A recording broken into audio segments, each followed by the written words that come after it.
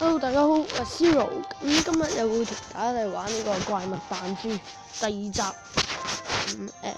今次咧就同大家嚟唔係打嘢，嚟抽下呢個嘅呢有冇得抽啊？冇嘅。咁我哋就嚟抽下呢個嘅龍馬版本龍馬，我哋抽一次。冇啊！金蛋嘅，我要版本我唔要呢啲啊！好廢，你黃中式士。好，我哋抽多轉，冇住啊 ！Strike shot 跌啊！龍馬，唔係你啊！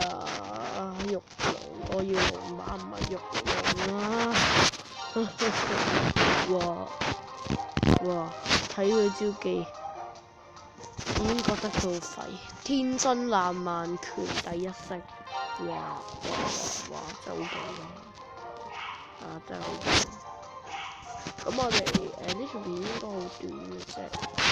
我哋就抽埋呢個普通轉蛋啦，170年賽我見到17年賽定10年賽10年賽用咗一隻普通嘅金蛋都冇中過，好犀利！好，換咗賣嘢啊，真係〜啲錢咧，其實咧，我想問咧，你賺嚟好似冇咩用咯，真係。你賺咗啲錢，你會發現其實唔係太有用。咁就講俾大家聽啦。今日咧自己就拆咗一陣呢個秋刀龍啦，咁就拆咗咁多隻翻嚟，然之後夠鐘啦，同人哋面對面一齊打。哇！我一定要抽到龍粉化。跟住我就可以用奧利加神化奧西法，好開心。咁順帶一提啦，自己抽夢之玉嗰度抽到呢個暗黑總統啦。咁呢個咧就可以為嗰隻真正嘅暗黑總統嚟疊運嘅。咁都聽日會有得打嘅。咁12啦，好勁啦，92啦升咗佢。咁達文西仲有咁多。係咁多應該係要介紹隻瘋人故事。我咧就自己抽夢之玉抽翻嚟啦。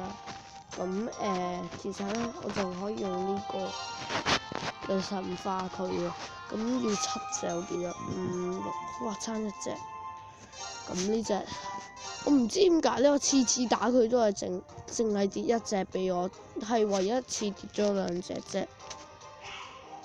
咁咁多先啦。如果中意呢個系列嘅話，俾個 like 我啦，同埋訂閱我啦。咁係咁多先。下條片再見，拜拜。